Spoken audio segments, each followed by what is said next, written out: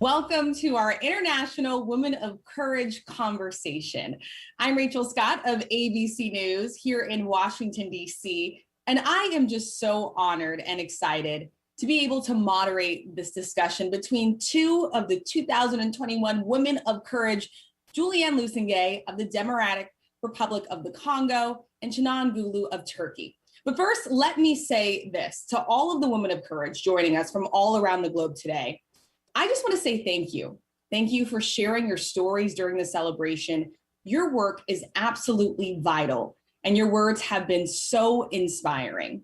So I want to introduce our two panelists today. You heard about them during the celebration, so this one will be a little bit brief, but Julienne joins us from the Democratic Republic of the Congo. She is the country's leading activist fighting against gender-based violence and the promotion of rights for women and girls in conflict situations. Welcome, Julienne. We're so excited that you're here today with us. And Canan joins us from Turkey. She is a champion in her country of gender equity, organizing for the rights of women and girls, and educating both politicians and people about the effects of the gender-based violence. Welcome, Canan, as well. I want to start with Julienne. You could kick us off here, but this question is going to be for both of you. So Julienne, if you could start, there is a level of risk and courage that each of you have taken. I want you to tell us about a moment where you were fearful and how you've had the courage to push past it. Julienne, we'll start with you.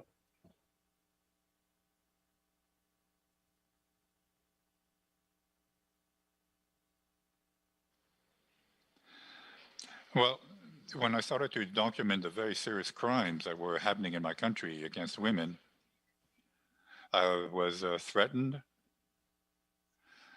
Even had received death threats. My house was pillaged. I had to leave my family, and for 4 months I was alone. And at every moment I realized that I could lose my life. I had an enormous amount of stress. I was really afraid, but I didn't stop.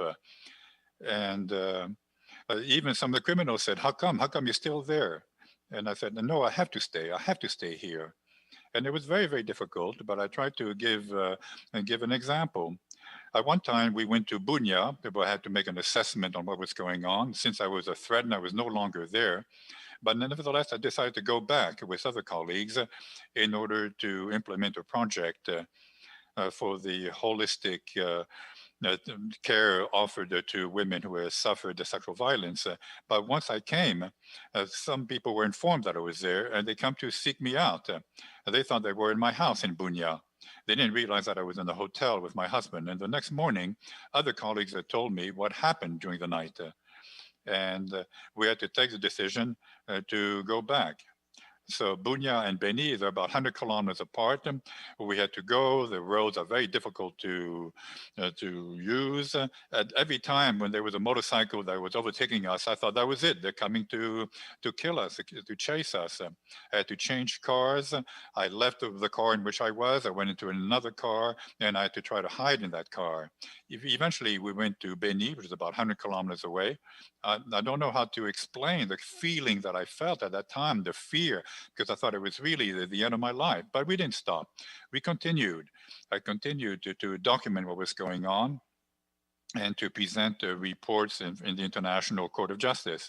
And I tried to also continue to help the different victims. I even would try to bring them from villages where they could try to meet some of the people who came internationally in order to interview them.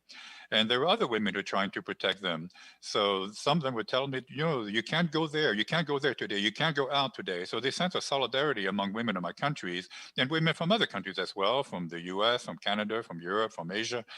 I think it was very, very important for me to comfort me in what I was doing. It's another reason why you're so deserving of this recognition. Canan, I want to ask you the same question. Can you tell us about a moment where you were really fearful and how you had the courage to push past it?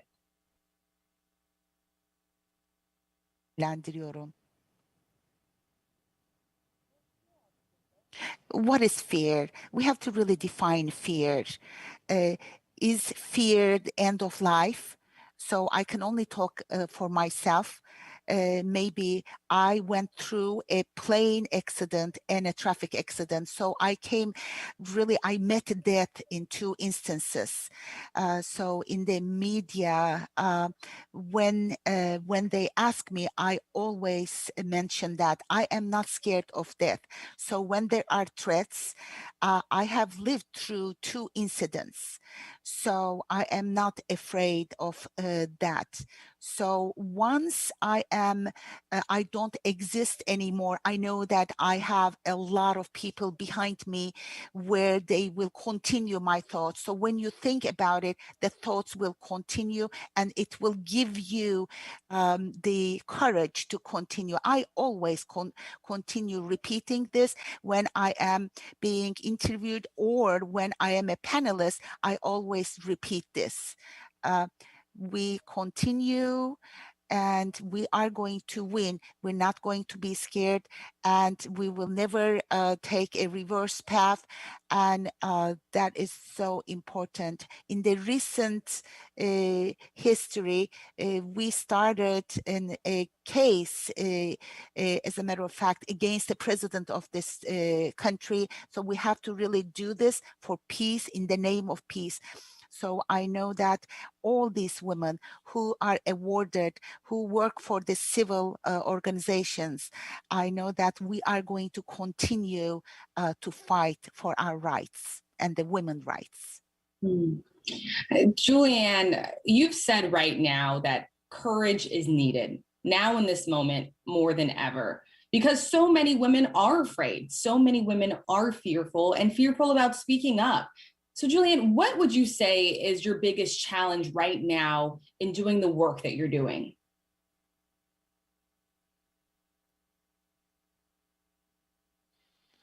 Well, the most important challenge for me is to have the victims be able to report the crimes against them in order to bear witness to what happened to them and to be willing to go to court.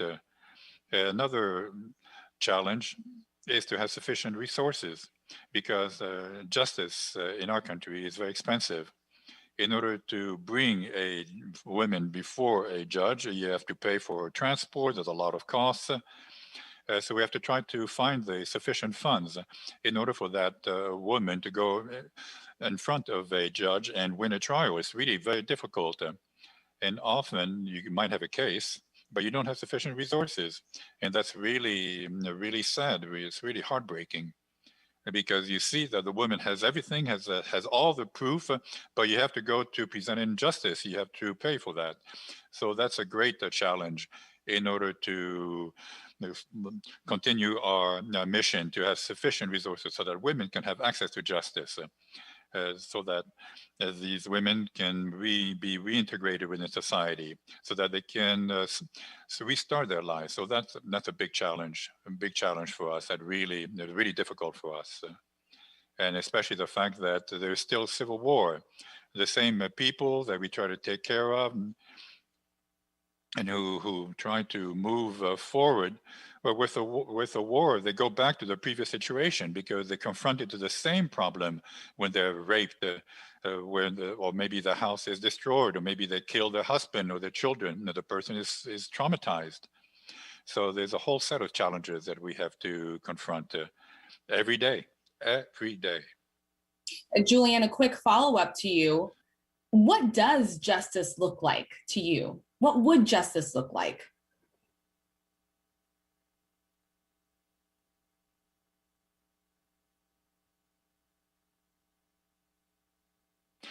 Well, so that we be treated in a different way.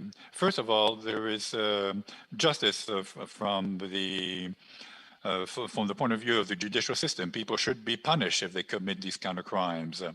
So justice is to free people so that they can speak themselves, to not accept that the people who are the butchers sort of impose silence on the victims. So we want that kind of justice in terms of the judicial system, but we also want to have a social justice so that they can be more social justice for not just the victims, but in a broader sense, civil justice, where people have the possibility to live in the spirit of fairness. So when we talk about justice, social justice, when people have access, for instance, to medical care, maybe also to have access to energy, to clean water, to use infrastructure. So women came to see us and they said, here, well, we are raped when we go try to get the water at night.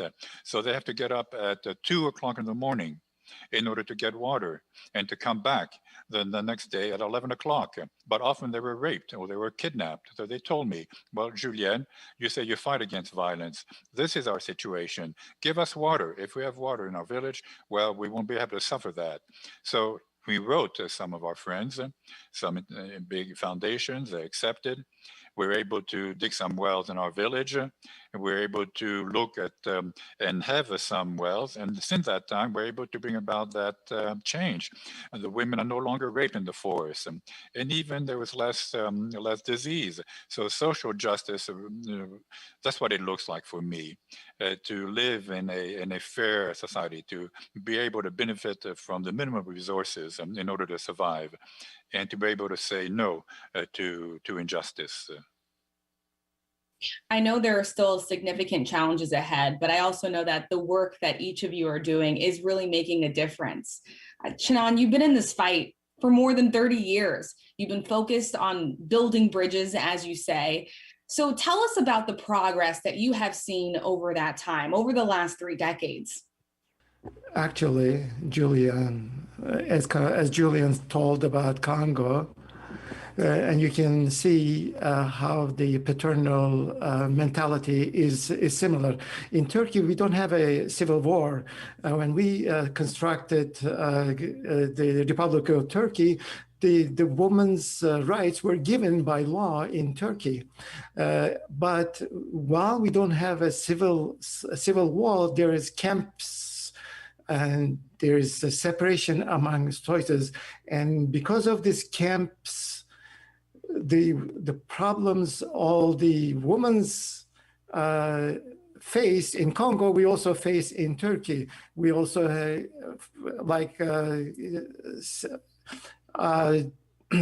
sexual-based problems, and the fact that we cannot participate in decision making, and we cannot equal pay for equal job.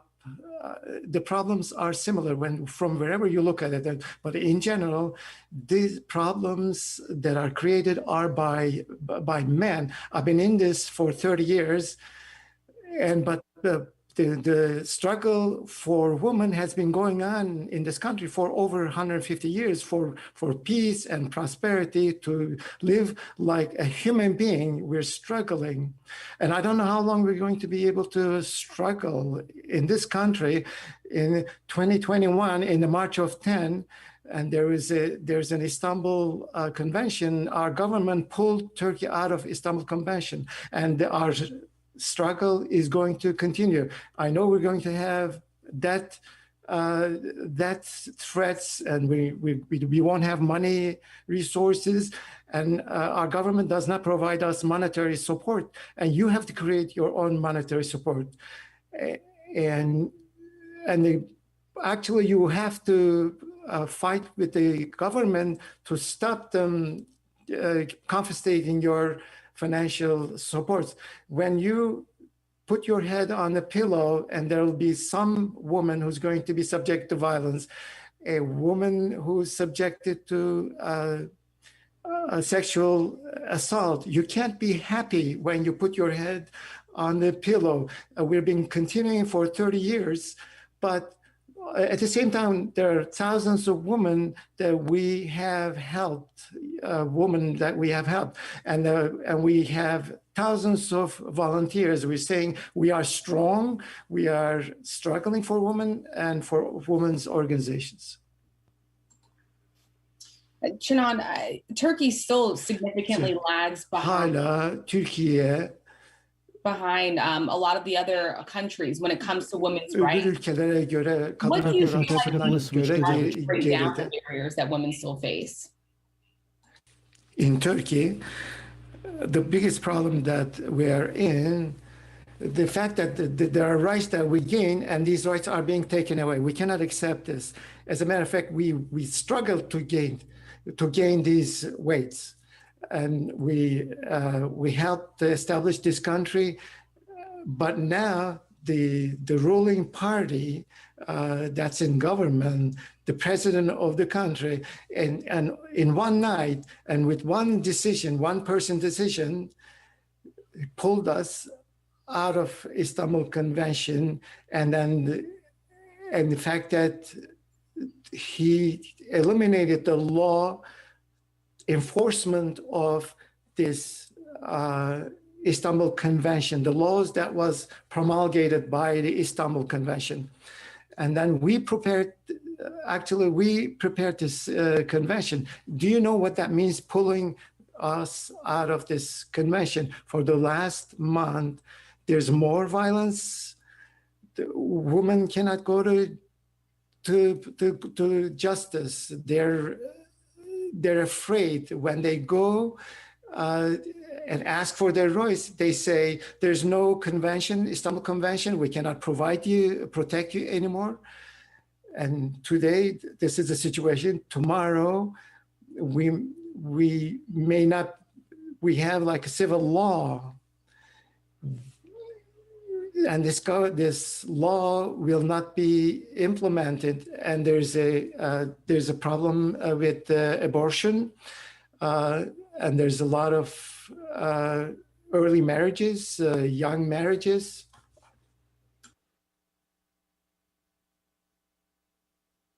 Problems for the resolution of these problems, they have closed this down, and this poses a risk for us.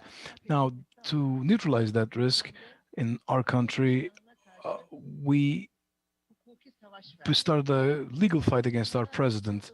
And on the field, women and men, we asked them to help us. We said, this is not just our problem. This is not just a problem for women. It's a problem of human rights violations. And we called out to Europe. We asked for help from the United States. We asked for help from the United Nations. And that support, all of them slowly from the international arena are coming in. But on the Turkish side, in Turkey, right now, the women are in a difficult position. We are trying to fight. We'll see where things go. But the rights we have already won, we're retreating in those fields very rapidly. And we're becoming more conservative. And this is done in the name of religion. And all of this actually are not part of Islam either. This is the wrong sort of Islam. They're imposing a wrong sort of religion onto us. Julienne, I want to ask you, have you found it difficult in speaking out and bringing awareness to the issues that are still affecting women? There is this danger and this risk that we talk about with speaking out, but there's also a danger in staying silent. So what do you see that danger being if women do not come forward and share these experiences and speak out?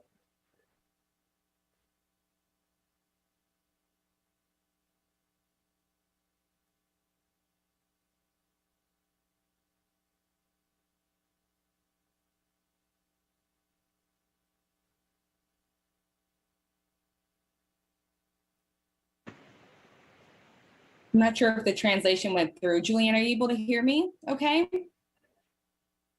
No, I can't.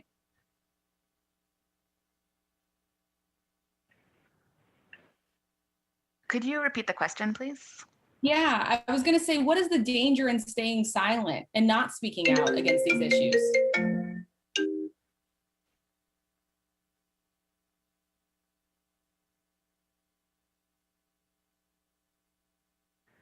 So the risk is that things will just continue as they are now. It's been decades that this violence has been happening in our country, and that's because of the conflict that has been going on. And people think that this is a cultural issue in our country, but it's not cultural. It's actually about violence. It's about destruction, about destroying women, about destroying communities. It's about humiliation. It's about humiliating communities to impose a certain regime. These are people who are trying to impose their power. These are about wars of aggression. These are about militias, armed groups from other countries who want to come practice what they practiced in the Rwandan genocide in our country, and we are paying the price. We are paying in our country the price for the Rwandan genocide. So I found the courage to start documenting these things, to make the voices of these women heard about all of these issues. If we do not document these things, the perpetrators of the crimes will continue to perpetrate those crimes against our daughters, our grandchildren, and against us. So if we want things to change, we do have to find the courage to document and to go to court. We have won convictions at the national courts. We have files that are ongoing, we have cases ongoing, and we're also going to see the ICC. We will be bringing women's testimony and people who have been convicted 14 or 15 years ago at the ICC. So we think it is essential to document properly. We also need to train police officers and commissioners because they don't necessarily know how to write in the languages that the women speak. Women may not be able to say, I've been raped. They may not say it that way. They might say, I was subjected to violence. So police officers need to know that they're talking about rape when they say that, and they need to be able to document it. Because if it fails at that level, the chain can't continue and we can't end up in court. So that's the kind of effort that we must do so that we can raise awareness in communities. We need to work with traditional chiefs, with young people, with women. We don't want to see, because often married women can't even come forward to report domestic violence. So this is so important to document. We will keep training other women also so that they can understand how to do the documentation work and submit the cases to court. We will also keep going to court. We will keep demanding our rights, even in distant zones, even in isolated areas, so that women can get to court, because sometimes it's hard for them to even get there. We will keep working with women, activists and lawyers, and also men, so that they can support us, because it is not the problem of any individual. It is a problem for everybody. Women and men both understand the issue, and now they both want to help victims. They want to reject discrimination and violence. And so we're seeing that change start. A woman has told me before, keep organizing your trips into villages, because we have had this effort to bring judges to villages so we can have trials in villages for crimes committed there. And a woman said to me, when you brought court to my village and that the perpetrator was convicted in the village in front of the members of my family, that saved my family's dignity and my dignity. I was able to say out in the open, I was a survivor, I was a victim, and I re-won my victory, my dignity, excuse me. So justice brings dignity back to people. And so justice reinforces peace. And that's what we need to keep working on. I love what you said, that it doesn't just fall on the women, it also falls on the men as well. Canan, last question goes to you. What would your message be to women who are fearful, to women who are scared of speaking out? What would you tell them?